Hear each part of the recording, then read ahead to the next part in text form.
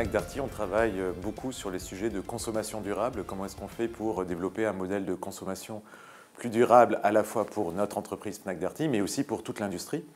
Et ça fait longtemps qu'on travaille sur ces sujets-là. Et on peut citer par exemple les grandes innovations qu'on a développées, le baromètre du SAV, Darty Max, les avis longue durée, plus récemment le passeport digital des produits. Et puis ça c'est côté client, côté service au client, mais aussi sur des sujets plus logistiques, comment on fait pour réduire notre empreinte de la logistique en réduisant à la fois les emballages, le transport, en verdissant tous nos moyens de transport. Donc voilà les sujets, un peu les thèmes de réflexion sur l'innovation.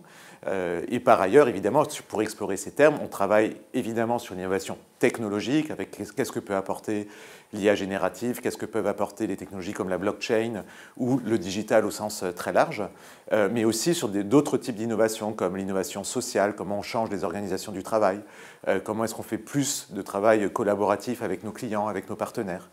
Donc voilà, donc on explore un petit peu tous les types d'innovation, et pas uniquement technologiques, aussi dans les organisations du travail et dans les partenariats, et tout cela pour faire une consommation plus durable et aider nos clients à faire des choix éclairés.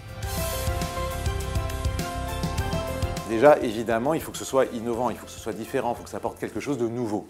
Pour ça, une fois qu'on a mis ça de côté, on peut se poser la question de pourquoi elle est bonne. Et je pense qu'il y a trois grands angles, et il faut cocher les 3 cases pour qu'une innovation soit bonne. Alors, la première, évidemment, il faut que ça crée de la valeur pour l'entreprise qui fait l'innovation. Donc, par exemple, est-ce que ça permet de diminuer les coûts? Est-ce que ça permet de développer le chiffre d'affaires? Est-ce que ça permet de gagner des parts de marché? Donc, créer de la valeur vraiment pour la personne qui innove ou l'entreprise qui innove. Deuxième chose, une innovation, elle sert aussi et d'abord aux clients. Il faut que ça crée de la valeur pour les clients. Est-ce que ça permet d'améliorer le pouvoir d'achat en réduisant les coûts, en gardant les produits plus longtemps, par exemple? Est-ce que ça crée de la valeur sociale? Est-ce que ça crée du lien? Est-ce que ça libère du temps aux clients?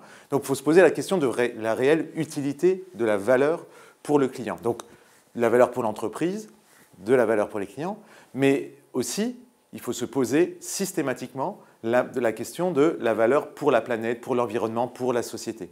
Est-ce que si cette innovation fonctionne, quel va être son impact sur la planète, sur la société? Est-ce que ça va augmenter nos émissions de gaz à effet de serre? Par exemple, si on vend beaucoup, si on remplace tous les téléphones parce que l'innovation fonctionne grâce à cette innovation-là, est-ce que ça aura réellement un impact positif sur la planète, sur la société? Et aujourd'hui, on peut plus se permettre d'avoir des innovations qui ont un impact négatif sur la société en détruisant des emplois ou sur la planète en augmentant les émissions de gaz à effet de serre et en ayant du réchauffement climatique ou en perdant de la biodiversité.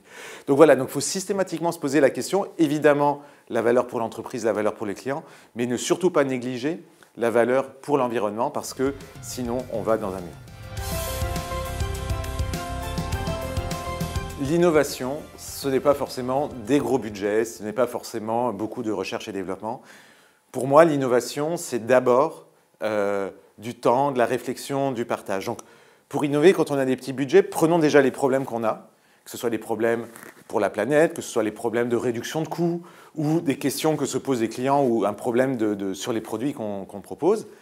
Et mettons ensemble nos collaborateurs qui ont plein d'idées, nos clients qui ont plein d'idées, des partenaires qui ont plein d'idées, libérons-leur du temps et essayons de résoudre ces problèmes.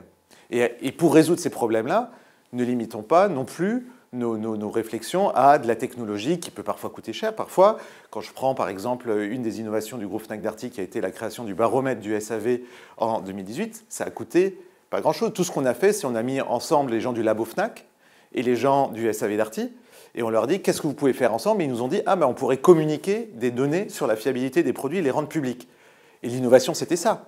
C'était apporter quelque chose de nouveau. Donc, on pense souvent innovation, big tech, technologie, etc. Mais parfois, l'innovation, c'est juste une idée qu'on met en œuvre rapidement. C'est juste les compétences des collaborateurs qu'on organise différemment, un peu comme des Lego.